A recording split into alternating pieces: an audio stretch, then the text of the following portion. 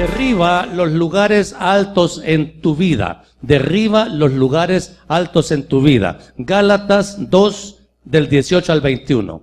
Busquemos el texto bíblico de Gálatas 2, del 18 al 21. Cuando lo encuentre, por favor, se pone de pie. Dice la Biblia, oiga bien lo que dice la Escritura. Porque si las cosas que destruí, las mismas vuelvo a edificar, transgresor me hago, porque yo por la ley soy muerto para la ley, a fin de vivir para Dios. Con Cristo estoy juntamente crucificado, y ya no vivo yo, mas vive Cristo en mí, y lo que ahora vivo en la carne, lo vivo en la fe del Hijo de Dios, el cual me amó y se entregó a sí mismo por mí. No desecho la gracia de Dios, pues si por la ley fuese la justicia, entonces por demás murió Cristo. Oremos. Precioso Dios, amado Señor y Salvador, te doy gracias porque tú siempre tienes una palabra fresca para nuestra vida, para mejorar, Señor, nuestra calidad de vida cristiana, y que podamos revisar a través de estas enseñanzas las áreas pecaminosas que aún permitimos en nuestra vida y por supuesto derribarlas por el poder de tu Espíritu Santo. Ayúdanos, Señor, a vivir vidas santas y vigorosas en el Espíritu, para que seamos verdaderos testigos tuyos y tu gloria y tu favor se manifiesten con abundancia en nuestra propia vida. Para la gloria de tu nombre lo pedimos, Jesús. Amén. Pueden tomar asiento, amados.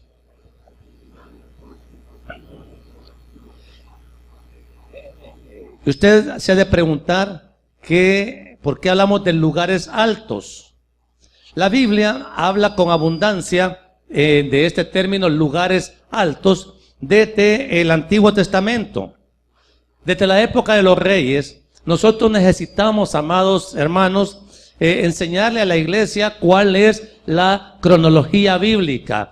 La cronología es que la iglesia conozca el orden en que los sucesos se fueron dando, para que conozcamos mucho más ampliamente el panorama del desarrollo espiritual, la decadencia espiritual, la fortaleza espiritual cuando llegó, y que nosotros comparemos la cronología histórica con la cronología de nuestra propia vida, para que entendamos que si estamos pasando por momentos de dificultad, por momentos de angustia, nosotros sepamos que Dios va siempre a darnos razón de las cosas que nos pasan, sea buenas o malas, todas van a obedecer necesariamente a lo que nosotros hemos sembrado. Nadie siembra una mala semilla y cosecha algo bueno. Lo que el hombre siembra, eso cosecha. Y quiero que sepan que la historia la vamos a relatar en este mensaje desde la época del rey Salomón. ¿Qué tiene que ver Salomón con los lugares altos y con el mensaje que estamos ahora predicando? Es que, amados, la razón fundamental por la que Dios determinó dividir el reino de Israel, su propio reino, y quitar consecuentemente la bendición espiritual, fue precisamente la apostasía de Salomón. En el primer libro de Reyes, capítulo 11, ustedes van a ver las cosas que Salomón hizo y que la Biblia en ninguna forma oculta. Primer libro de Reyes, capítulo 11, versículo 4 al 8, dice así, oiga bien: y cuando Salomón era ya viejo, sus mujeres inclinaron su corazón tras dioses ajenos, y su corazón no era perfecto con Jehová, su Dios, como el corazón de su padre David. Porque Salomón siguió a Astoret, diosa de los sidonios, y a Milcom, ídolo abominable de los amonitas. E hizo Salomón lo malo ante los ojos de Jehová, y no siguió cumplidamente a Jehová como David su padre. Y vean lo que hizo Salomón. Entonces edificó Salomón un lugar alto a Quemos, ídolo abominable de Moab, en el monte que está enfrente de Jerusalén, y a Moloc, ídolo abominable de los hijos de Amón. Salomón fue un hombre que habló con Dios. Salomón fue el varón que construyó el templo de Jerusalén, la obra arquitectónica más majestuosa que la Biblia relata que se hizo para Dios, la construyó Salomón, un templo que era desmedidamente costoso porque era prácticamente un templo bañado todo en oro. Y Salomón construyó ese templo y lo consagró a Dios. Y Salomón disfrutó de la presencia de Dios el día que ese templo fue consagrado. De tal manera que no podemos negar que Salomón, como hijo de Dios, como siervo de Dios, disfrutó la abundancia de la presencia de Dios. Y por si esto fuera poco, a Salomón se le concedió más sabiduría que a ningún hombre sobre la tierra, ni antes, ni durante, ni después de él. A un hombre se le concedió el nivel de sabiduría que la Biblia dice que Salomón recibió. No podemos, amados, discutir que Salomón fue un hombre muy favorecido por Dios. Hablaba con Dios, hizo pacto con Dios. La Biblia hace un relato completo de todo el favor que Salomón recibió de parte de Dios, y también dice la manera humilde como Salomón se comportaba delante de Dios en sus primeros años de reinado. Pero cuando alguien camina bien, cuando alguien camina con tanta bendición, cualquiera podría decir que jamás se va a apartar del buen camino. Es fácil creer que si yo soy tan favorecido por Dios con los talentos que Él mismo me ha dado, quizás diga, no tengo ninguna razón para apartarme de la presencia del Dios vivo. Pero ¿qué dice la Biblia acerca de este hombre que recibió semejante cuota de sabiduría? Dice que las mujeres inclinaron su corazón tras otros dioses. ¿Y qué podía buscar Salomón con otros dioses si había conocido la presencia del Dios Altísimo? Y uno puede aún reprocharle a Salomón semejante mala conducta, semejante extravío. Oiga, no le bastó él satisfacer sus deseos lujuriosos con infinidad de mujeres. Ya en sí eso es un gran pecado. Sabía que no tenía que hacerlo. Pero además de eso, si edificó altares para dioses ajenos, violando el primer mandamiento: no tendrás dioses ajenos delante de mí. Y claramente la Escritura dice que Salomón hizo lo malo. Y era Salomón. El hombre que poco le faltó para ser hecho perfecto delante de Dios. Y mire, y aquí entra la parte donde nuestro mensaje concierne. Y edificó Salomón un lugar alto a Quemos. O sea, dos dioses de otros lugares fueron honrados por un hombre que sabía que solo para el Dios vivo tenía que consagrar su adoración. Entonces, amados, nosotros tenemos que meditar que una acción así, una acción de semejante desobediencia, por supuesto que tiene que traer consecuencias. De Dios nadie se burla. Dios tiene leyes claras y firmes que no espera que usted las negocie con Él, sino que simplemente Dios dice: esta es mi ley, usted tiene que creerla, y el testimonio de que ha creído es la obediencia a lo que Dios ha dicho. Es relativamente simple, no es nada complicado para entenderlo. Sí es difícil la obediencia. Sí es difícil negarse a uno mismo, como nuestro buen Señor y Salvador nos enseñó. ¿Quiere ser mi discípulo?, preguntó Jesús. Entonces, niéguese usted mismo, tome su cruz cada día y sígame. Esa es una ley que está dada no para que usted simplemente la conozca o yo la conozca, sino que al conocerla y creerla, nosotros dispongamos de inmediato el corazón a una obediencia total. Y se trata de que no podemos nosotros disminuir la calidad de obediencia que Dios nos está demandando. Mire, el pecado gravísimo de Salomón lamentablemente no lo contaminó solo a él. Fíjese que la sentencia de Dios por la desobediencia de Salomón es que, bueno, dice el versículo 9, y se enojó Jehová contra Salomón por haberse apartado su corazón de él.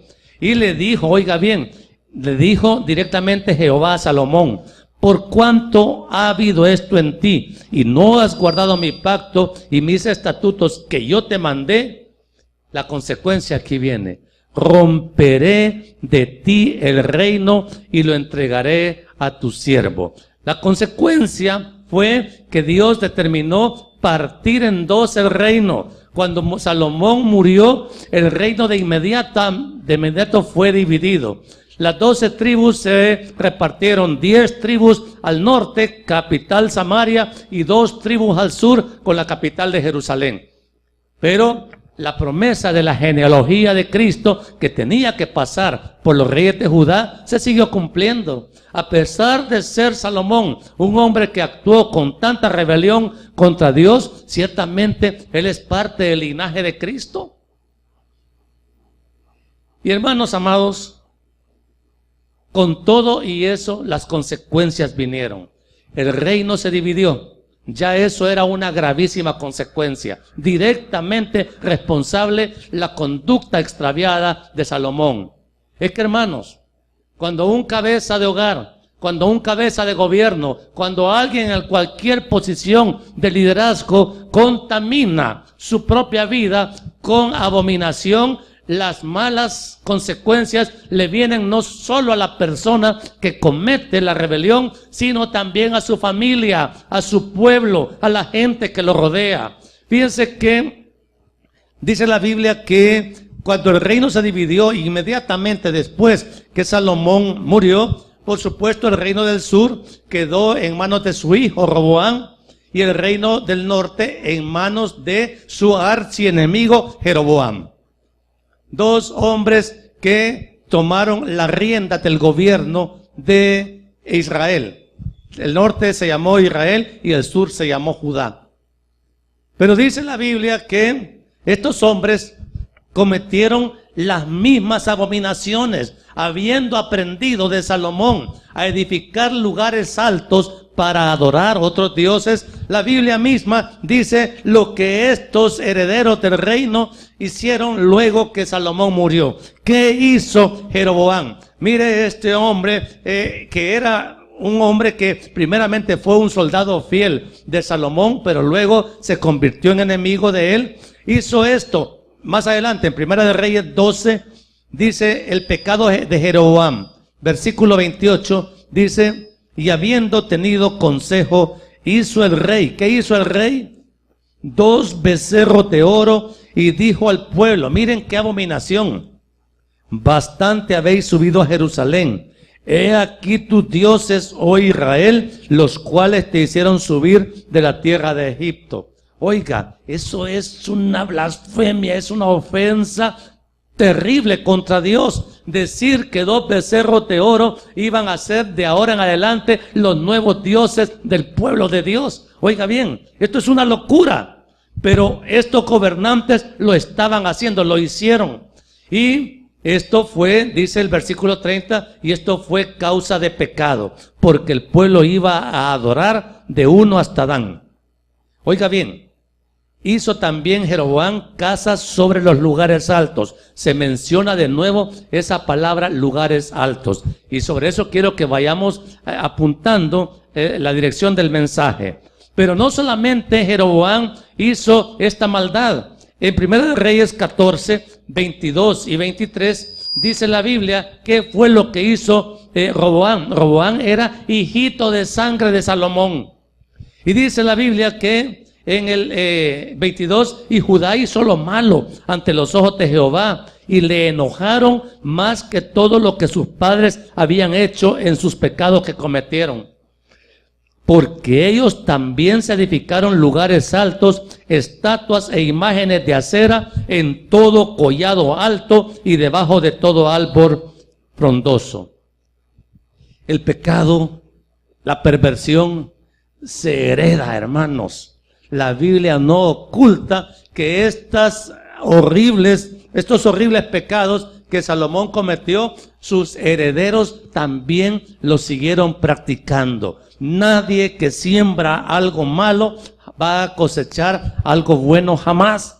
Siempre la maldad, la maldición tiene causa. Eso dice la Biblia. La maldición no viene sin causa. Por tanto, amados, de ahí en adelante, cuando estos reyes fueron muriendo, los sucesores, sobre todo los reyes del norte, los reyes de Israel, todos, sin excepción, hicieron lo malo. Hicieron abominaciones. Dios soportó, oigan bien, la rebelión del reino del norte por 2 siglos. Por eso es que bien dice la palabra, Dios es lento para la ira. Dios es lento para la ira, es grande en misericordia. Amados, usted debía de sellarse con un tatuaje, si quiere, en su corazón, esas palabras, porque Dios hasta ahora no nos está pagando conforme nuestra maldad, conforme nuestras abominaciones, porque, amados hermanos, no solamente estos reyes hicieron cosas perversas delante de Dios, sino que nosotros también las estamos haciendo hoy. Pocos amenes, pero hermano, es menester, es necesario que reconozcamos que no podemos ignorar las áreas pecaminosas que todavía viven, están vivitas y coleando en nuestra propia vida. Y conocemos a Dios. Y hay un templo que tenemos que respetar, que es este cuerpo. Este cuerpo es el templo. Oigan bien. Cuando Roboam y Jeroboam estaban reinando, ya estaba el templo de Jerusalén brillando con todo su esplendor. Estaba nuevecito, Salomón lo acababa de hacer y era un lugar donde se derramaba la presencia de Dios, la Shekinah de Dios. En ese lugar santísimo habitaba, y los sacerdotes tenían que andar con cuidado de no entrar a ese lugar en pecado, porque la muerte era sentencia segura. Dios tiene leyes. Cuando Dios dice no sigas haciendo lo malo, ¿qué tenemos que hacer nosotros, los que decimos que somos entendidos? Obedecer, dejar de hacer esas cosas que nosotros seguimos haciendo hoy en nuestra vida, sabiendo que Dios ya no lo consiente. Porque ahora conocemos a Dios. Está bien, cuando no conocíamos a Cristo, ahí el pecado se cometía y uno pensaba que era lo normal. Pero ahora, teniendo a Cristo, teniendo la palabra, teniendo el Espíritu Santo, realmente, hermanos, ¿tenemos excusa para seguir desobedeciéndole a Dios? En ninguna manera. No se puede. Entonces, si la desobediencia no se corrige, se continúa, hermanos.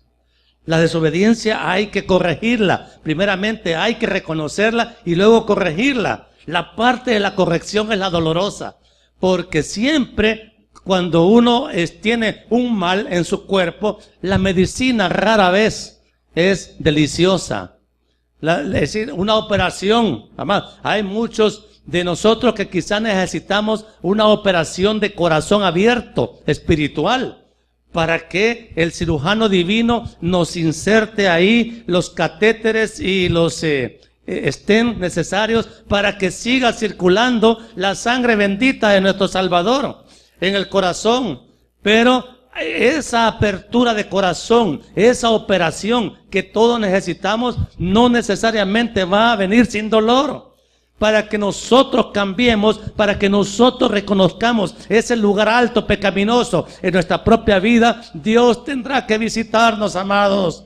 Y cuando Dios visita, ya vamos a ver más adelante en el mensaje, Él sí sabe poner la corrección perfecta. Pero va a doler, hermanos. Vamos a llorar. Pero es mejor que lloremos aquí con la corrección divina, que paguemos eternamente la justicia por nuestro pecado sin arrepentimiento en el infierno. Porque, amados, el pecado es una ofensa que reclama que Dios haga justicia. Y nosotros no queremos la justicia de Dios. Queremos vivir bajo la norma de nuestra propia justicia. Y nuestra propia justicia rebaja la gravedad del pecado delante de Dios. Y queremos que Dios considere pecadito esa gran ofensa que nosotros estamos haciendo delante de su trono. ¿Vamos entendiendo, hermanos? Entonces, fíjese bien, desde el principio, en Deuteronomio 12, leamos Deuteronomio 12, 2 y 3. Ahí hay una enseñanza que yo les pido, les aconsejo grandemente, lean todo el capítulo 12 de Deuteronomio. Es preciosísimo. Bueno, toda la Biblia es preciosa. ¿Qué título tiene el capítulo 12? El santuario único. Solo un santuario hay. Solo un Dios hay, y ese Dios tiene que ser respetado y obedecido. El versículo 2 y 3 dice: destruiréis enteramente todos los lugares donde las naciones que vosotros heredaréis sirvieron a sus dioses, sobre los montes altos y sobre los collados y debajo de todo árbol frondoso. Derribaréis sus altares y quebraréis sus estatuas y sus imágenes de acera consumiréis con fuego, y destruiréis las esculturas de sus dioses y raeréis su nombre de aquel lugar. O sea, que es lo que Dios nos manda a extirpar. Todo lo que impida la adoración única y exclusivamente a Él. No hay espacio en la vida de un creyente en Jesucristo para adorar los nuevos lugares altos que ahora todo el mundo quiere adorar sin consecuencias. Se adora el Dios de la pornografía, se adora el Dios de la inmoralidad, se adora el Dios del alcohol, se adora la prostitución, se adora el aborto, y queremos que Dios no diga nada. Hermanos amados, los creyentes en Jesucristo no podemos consentir esas cosas, aunque allá las autoridades del mundo digan que sí, que vale la pena que hagamos justicia a la manera humana. La justicia verdadera se llama Jesucristo, y solo esa justicia es la que nos va a sostener, hermanos, si es que queremos llegar a la vida eterna. Por tanto, amados, tenemos que entender que hay lugares altos en nuestra vida. No escondamos esa realidad, porque, oigan, consentir lugares altos, consentir prácticas pecaminosas, así como en el Antiguo Testamento, trajeron la ira de Dios y el consecuente castigo. De igual manera, en nuestra propia vida, consentir pecados y respetos para Dios traerán necesariamente la necesidad de que Dios obre con justicia. ¿Se acuerda la semana pasada que dijimos, porque la ira del hombre no obra la ira de Dios? Hermanos, no es a la manera nuestra, no es a la venganza nuestra, esa es potestad solamente de Él. Y tenemos que hacer las cosas como Él las ha instruido. ¿O se va a salir de ahí? No podemos, amados. ¿Qué es un lugar alto hoy? Miren. En pocas palabras, un lugar alto es todo lugar donde se pretende rendir culto a Dios haciendo lo malo. ¿Cuál es el templo hoy? El templo no está en Jerusalén ni allá en el Teconal. El templo es este. Y en este templo, ¿a quién se adora? Con mi lengua, que está parte de este templo, ¿a quién adoro? Con mis manos, que son parte del templo, ¿a quién adoro? Con mis ojos, que están en el templo, ¿a quién adoro? Y hermanos, realmente este templo sirve para la adoración única y exclusivamente para Dios? ¿Lo estamos usando de esa manera o estamos nosotros consintiendo que un lugar alto se esté edificando a la par de este templo y que tenga preferencia sobre el templo de Dios? Esa respuesta usted la tiene que tener. Fíjese bien, en la época de los reyes, la época que estamos citando, en la época de Salomón y sus sucesores, los reyes tenían autoridad total. Porque esa es un rey, eso significa que tiene autoridad absoluta, tanto civil como autoridad religiosa. Por tanto, tenían los reyes, oiga bien, la potestad total para castigar y combatir las obras malas.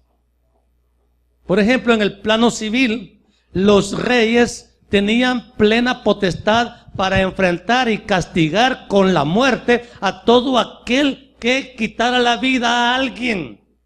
Y no le andaban preguntando por derechos humanos o se iban a consultar a otros países para ver si la podían aplicar. Los reyes tenían autoridad para aplicarla y para mantener pacificado el territorio. De tal manera que si había violencia era porque los reyes los permitían.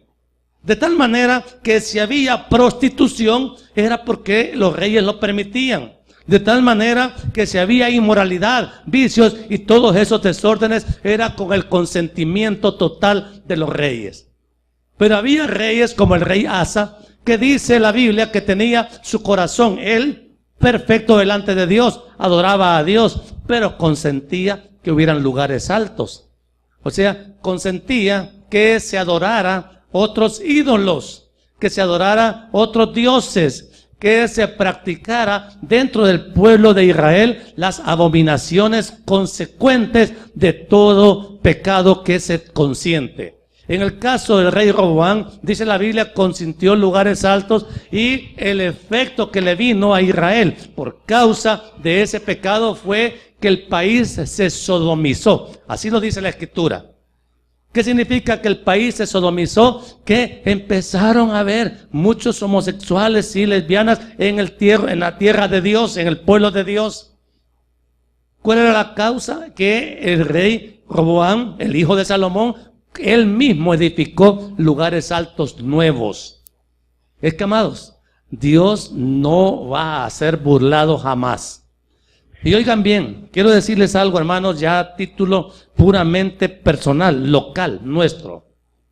Si hay situaciones que se están dando en su propia vida, como creyente en Jesucristo, si hay cosas que no están saliendo bien, que está esperando demasiado tiempo para recibirlas o nunca se dieron como usted hubiera querido, todo eso tiene una causa. Lo más probable es que haya un lugar alto, un espacio pecaminoso que usted voluntariamente esté consintiendo en su vida. Un poco duro esto, ¿verdad? Hermanos, ¿y quién va a decir estas cosas en la iglesia? Pero nos toca la responsabilidad de declarar, Dios, las cosas pecaminosas que usted quiere esconder, para Dios son claritas, claritas. De Él no se esconde nadie. Yo tampoco como pastor. Yo estoy bajo la lupa del Señor y Él me está revisando. Y uno siente cuando el Señor lo está observando, cuando el Señor permite una tentación, una prueba. Y amados, uno sabe que Dios necesita perfeccionarlo a uno primeramente. Para subir a un púlpito, uno tiene que venir arrepentido de todas las cosas malas que ha hecho. No vamos a disfrazarnos de lo que no somos. Vamos a luchar contra lo que somos, ¿sí? Y procurar ofrecer nuestro testimonio de manera digna delante de Dios. Esa es la realidad. Miren, amados, de otra manera, entonces estaríamos engañando. Por eso es que es importante que revisemos que toda área en nuestra vida que tenga pecado, hay que derribarla. Claro, todo mundo lo que trata en un grupo social, lo que trata es de ponerse cierto maquillaje, cierta máscara que no nos haga parecer lo que realmente somos. Yo necesito presentarme delante de ustedes con cierta apariencia de piedad, ¿verdad? Y ustedes a su vez vienen acá y Dios les bendiga y claro, casi es una reunión de angelitos. Pero realmente delante de Dios, ¿es esta una reunión de angelitos? No, es una reunión de pecadores que quieren sostenerse, que queremos sostenernos en la fe verdadera que salva Cristo Jesús, nuestro Señor y Salvador, y ya nos dimos cuenta que esa lucha es titánica, es difícil. Ahí está el pecado, pero resulta que calculamos los costos y decimos, derribar este pecado en mi vida me va a salir muy caro, mejor lo escondo. O mejor niego que es pecado. Le voy a mencionar algunos.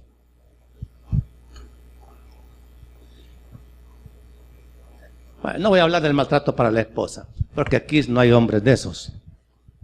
Voy a hablar de el trato a los hijos.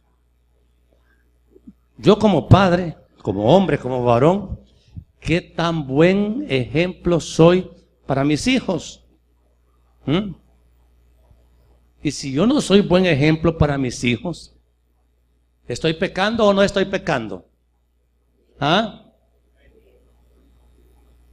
Hermano, ¿y qué tiene de malo eso? Pues te haga la lucha. No, hermanos, porque si yo soy mal ejemplo para mis hijos van a llegar a ser como yo soy, porque el hijo imita el ejemplo del padre, y yo no quiero que mi hijo sea como yo. Yo quiero que sea mejor que yo, que no tenga las cosas feas que yo bien sé que tengo. ¿Sí? Y todo el mundo sabe, hermanos, así ya enfrentado a su propia conciencia, que hay cosas aquí dentro de este templo, que es templo de Dios, que a Dios no le gustan. Hay pensamientos aquí que a Dios no le gustan. Estamos viendo cosas que a Dios no le gustan y oímos cosas, músicas y palabritas que a Dios no le gustan. Pero como nadie de la iglesia me vio y nadie de la iglesia sabe, y en el Facebook todo se sabe, amados. Y de repente a usted se le va una palabrita de más y ahí se puso en evidencia. Porque recuerde que no hay nada oculto que no vaya a ser sacado a luz. Y entonces es mejor que uno mismo lo saque a luz. Yo reconozco que tengo esta debilidad. Yo reconozco que tengo esta facilidad para pecar en esta área, Señor. Y esto necesito resolverlo, pero contigo. Contigo, mi Dios, porque solo tú puedes. Yo solito no me puedo arrancar. Yo no puedo derribar mi propia torre pecaminosa. Lo cierto es que ahí está. Y lo peor que puedo hacer yo es ignorar que dentro de mí hay una montaña de pecado que necesita ser erradicada, necesita ser extirpada. El pecado es como un cáncer en uno mismo. Ese cáncer hay que operarlo. Ese cáncer hay que quitarlo, porque si no se quita, nos va a matar, ¿sí? Nos va a matar y nos va a condenar eternamente. Entonces, hermano, esto es lo que queremos decir. La sociedad que dice ser cristiana, oiga bien, vamos ahora a nivel social. Si nosotros somos una sociedad cristiana, decimos que el 47% de los salvadoreños son cristianos. Amados, si esto es ser una sociedad cristiana, qué vergüenza. Qué vergüenza, porque entonces vamos a decir con toda razón, estábamos mejor antes, que no éramos cristianos.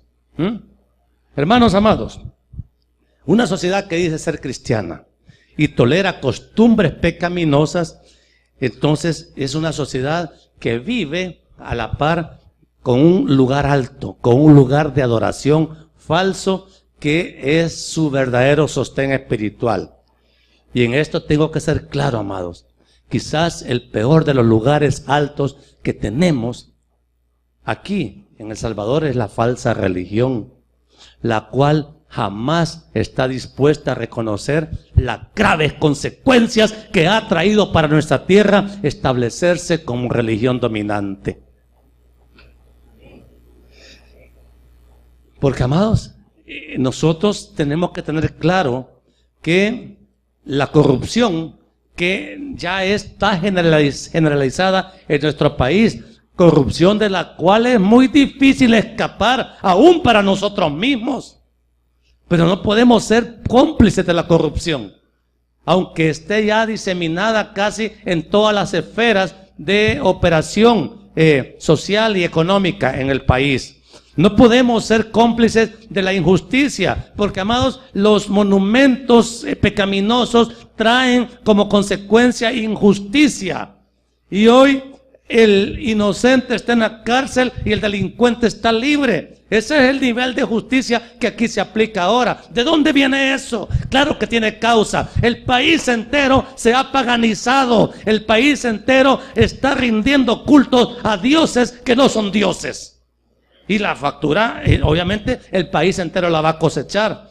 Mire, es vergonzoso ver cómo esos casos donde se resuelven judicialmente casos como el de Selenel, el país siempre sale perdiendo. Nunca hemos ganado un caso judicial fuera. ¿Y cuánto fue la indemnización que pagó El Salvador? 200 millones de dólares. Entonces, y claro, todos se lavan las manos. Esa corrupción en la que vivimos tiene causa. Y la causa es la adoración a los falsos dioses. Hermanos amados, ¿de dónde cree que se promueve la horrorosa inmoralidad? ¿A quién le interesa promover abiertamente la pornografía? Y la iglesia no dice nada.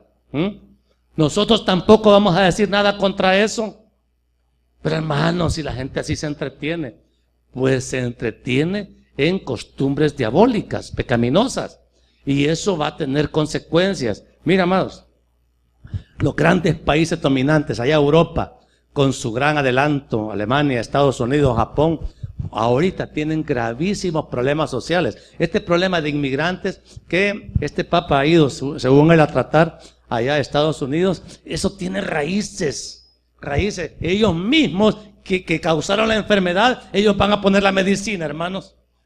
Entonces no se puede, tenemos que hablar el lenguaje que habla Dios, el lenguaje bíblico. Por eso tenemos que medir las consecuencias que trae a una sociedad y a una vida tolerar los lugares altos. Miren, siendo pecados, los lugares altos son pecados que uno comete con total voluntad. Nadie lo está obligando a cometerlos. Usted los comete porque quiere, ¿sí? Y uno dice, ok, usted revise cuál es. Ya le mencioné algunos, pero posiblemente al escarbar un poquito, sin escarbar mucho, vamos a encontrar algo ahí que esté causando maldición. Fíjese que a Salomón, ya le expliqué, su pecado le trajo la división del reino y la corrupción moral y espiritual de toda la nación. ¿Le parece poca consecuencia? ¿Se da cuenta el grande nivel de responsabilidad que tiene la integridad de un gobernante? Sea que este gobernante sea creyente en Jesucristo o no, necesitamos gobernantes íntegros, rectos, necesitamos gobernantes honestos, gobernantes que sean verticales para definir lo correcto o lo incorrecto, amados. Y no los tenemos.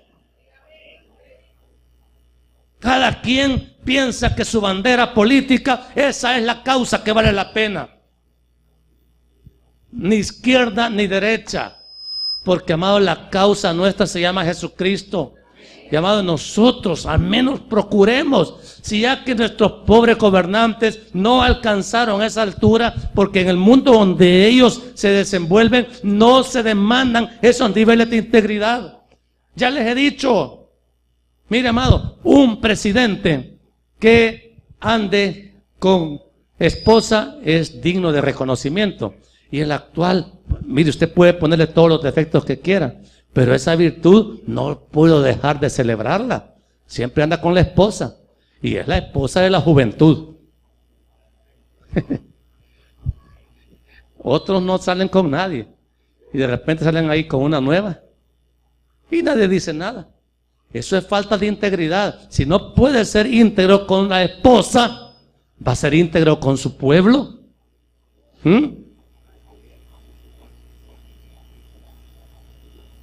¿Me van a defender cuando me ataquen por decir esto? ¿Hoy sale esto en internet? ¿Sí? Ok. Bien. Mire, al rey Jeroboam,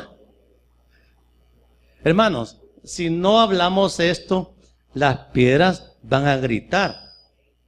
Entonces, no podemos, hermanos, no sería honesto comentar las cosas de la palabra sin ejemplificar, porque estos eran reyes.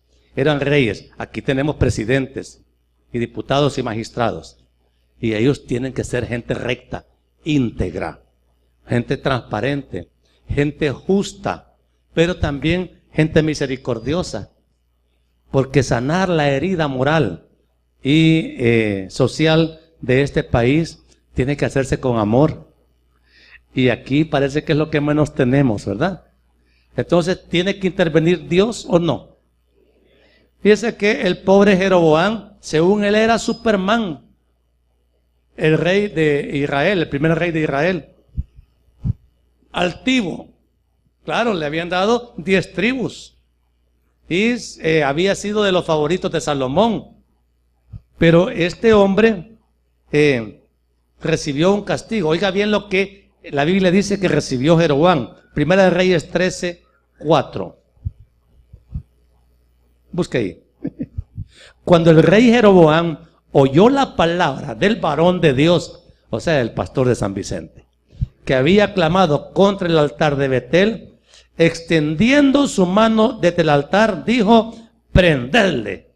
Claro, aquí lo que él dijo es: aquí mando yo. Más, dice la Biblia, la mano que había extendido contra él se le secó y no la pudo enderezar.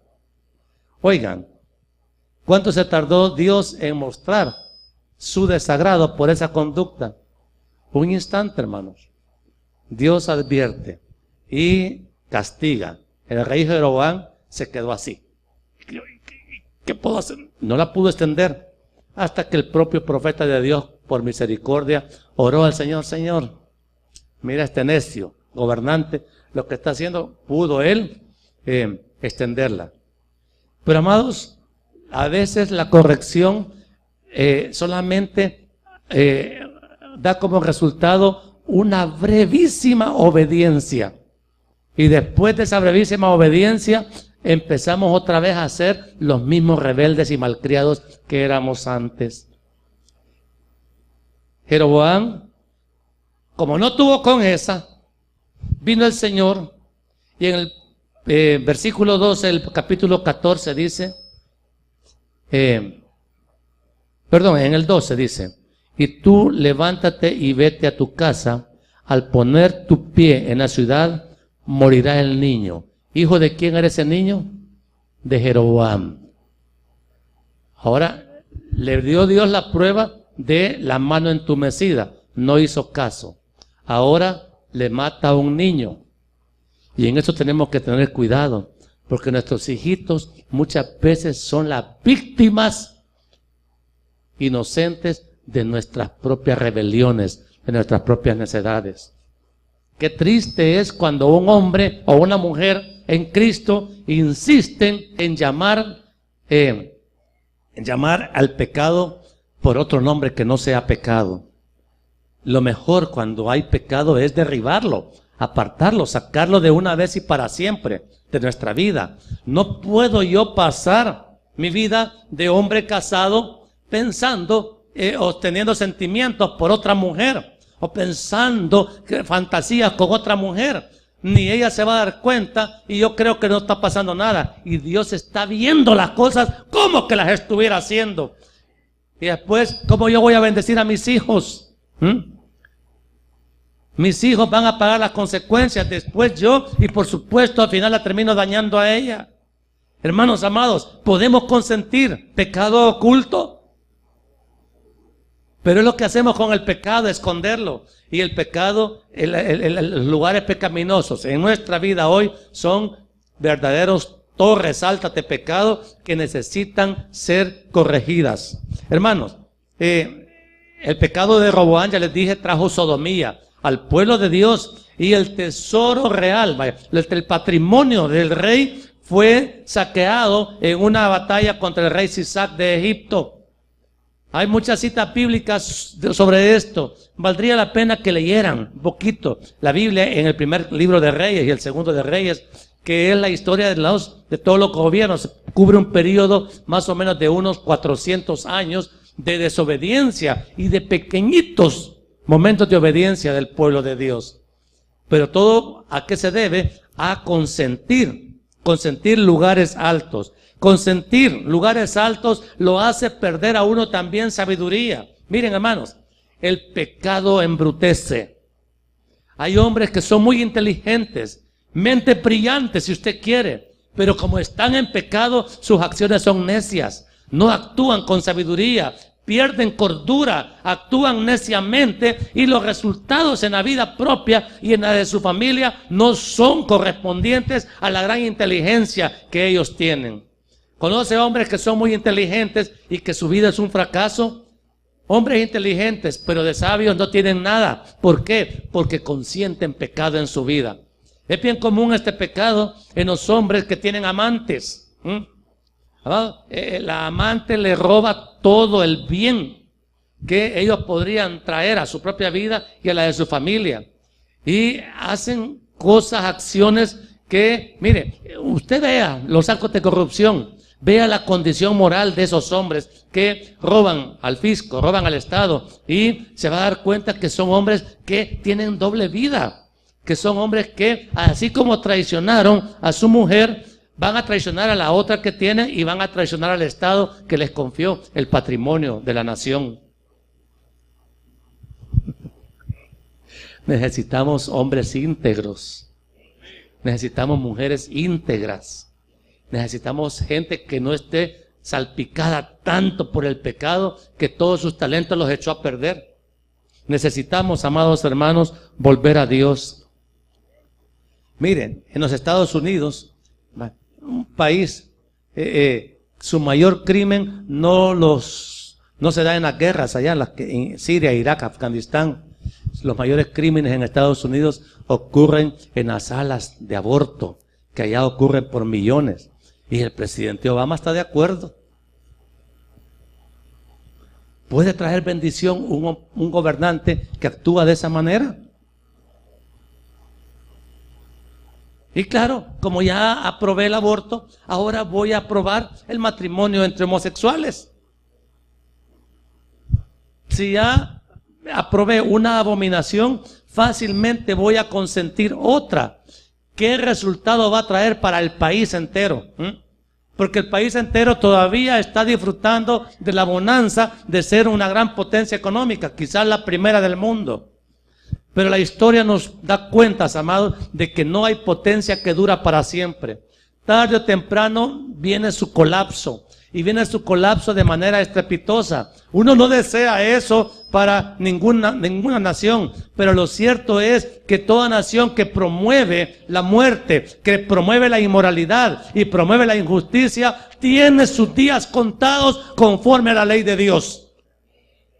Y no solo ellos, también nosotros, amados. Nosotros no sabemos si vamos a ser nación independiente de aquí a 10 años. No lo sabemos.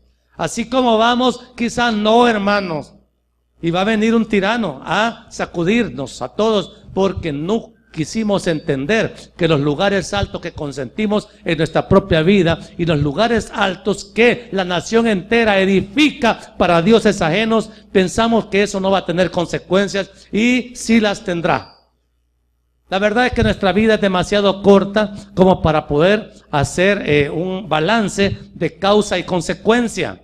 Pero ya cuando se estudian los hechos a nivel histórico, uno se da cuenta. Mire, si El Salvador es revisado de aquí a 100 años, si Cristo no ha venido, se va a saber claramente por qué nos pasó lo que nos pasó.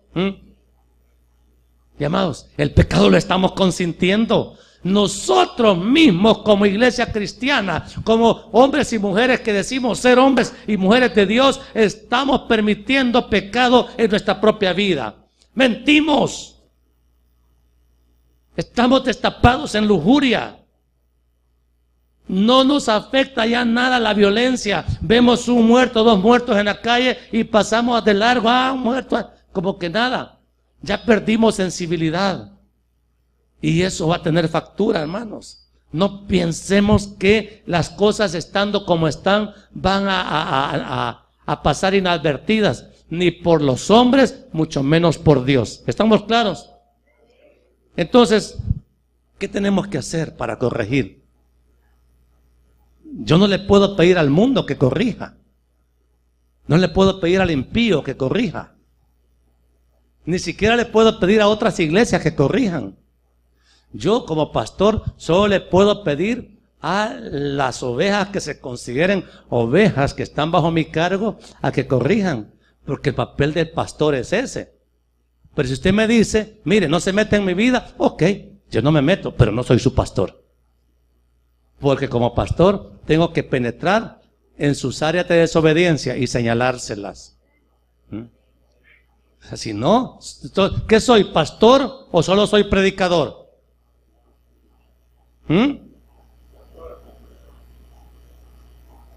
Hacemos el ejercicio. ¿Para quiénes soy pastor? Entonces yo le puedo preguntar a usted por su vida y no se enoje. No me diga, ay pastor, déjeme a mí en mi desobediencia. Ok, la dejo, pero ya no soy responsable de su condenación. ¿Estamos claros? ¿Por qué? Porque el pastor tiene ese trabajo, que pocos pastores lo quieren ejercer ahora. Pero yo no soy solo su predicador, el que le viene a decir estas cosas. ¿Soy metido? Ese es mi oficio. Es como que usted tenga un médico, vaya, va al hospital y le diga, vaya, aquí estoy, pero no me toque. Entonces, bueno, ¿y qué siente? No se meta en mi vida. No le voy a decir dónde me duele. No voy a decir, vaya, ok, está bien. Entonces, busque otro que él lo quiera curar. Pero si soy su pastor, tengo que saber los pecados en los que anda. Bueno, hermanos, porque le voy a ayudar a revisar con humildad sus áreas de desobediencia para que no tenga consecuencias dolorosas en su vida, para que al final de su caminar no sea condenación, sino salvación. Entonces, permita que le pregunte. Yo antes aquí tenía la costumbre, ¿cómo se ha portado? Y una hermana me dijo, a mí no me gusta que me pregunte eso. Es mi vida. Ok. Entonces no soy su pastor. Se está renunciando a la cobertura pastoral. ¿Por qué? Porque, viendo yo una desobediencia, no te la voy a decir. ¿Ah? No pensaban que el mensaje iba a concluir así. Hermanos amados, la venida de Cristo está muy cerca. Algunos predicadores hasta han dicho que va a ser hoy en septiembre. La gente inventa, pues. Mire, a ver cómo pastores decirle, Cristo mismo dijo que el día y la hora nadie lo sabe. Pero obviamente señales que anuncian su venida las tenemos. Entonces, ¿cómo no voy a cuidar que usted se vaya al cielo si veo que el regreso de nuestro amado Señor y Salvador está tan cerca? Vaya, viene usted a la iglesia y lo veo a usted todo altivo, todo inflado, ¿sí? Y no quiere que le diga nada.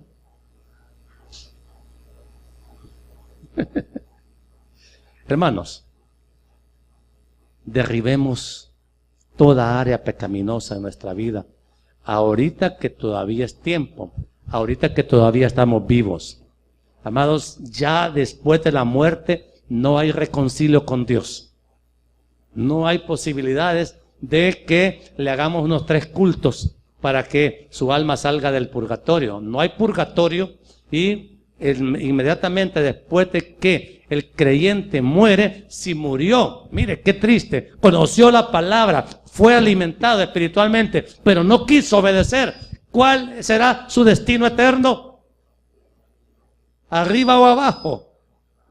Entonces yo quiero animar a la iglesia, hermanos, ya es hora de tomar en serio la palabra de Dios. Estamos hablando de una experiencia bíblica 100%. El pueblo de Israel es el mejor referente que tenemos en la Biblia para mostrar la facilidad que tenemos los aún llamados hijos de Dios para seguir desobedeciendo. ¿Vamos a seguir desobedeciéndole a Dios? ¿Vamos a seguir consintiendo pecado en nuestra vida, sabiendo que la Biblia claramente nos dice, ya no lo hagas más? ¿Verdad que hay que orar? Porque esto no es para asustarlos, hermanos. Pero lo cierto es que nuestro final está cerca. Está cerca. Y entonces, si no nos preparamos ahorita, que todavía es tiempo, y Dios amorosamente le manda esta palabra, ¿cuándo se va a preparar, hija? ¿Quiénes se quieren preparar? ¿Quiénes quieren estar preparados para cuando llegue el momento? Pónganse de pie, por favor. Los que quieran estar preparados. O sea, me refiero a que si viene el Señor, se lo lleva de cualquier manera que Él diga, usted diga, Señor, voy a ti, porque me he preparado con responsabilidad. No podemos elegir otro camino. Es así como Dios ha dicho y no hay otra manera.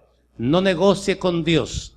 Obedezcámosle a Dios y preparémonos en paz para el momento que Él determine llamarnos. Oremos. Poderoso Dios, te doy gracias. Gracias, mi Dios, porque nos has advertido gravemente acerca del peligro de consentir cualquier tipo de pecado en nuestra vida.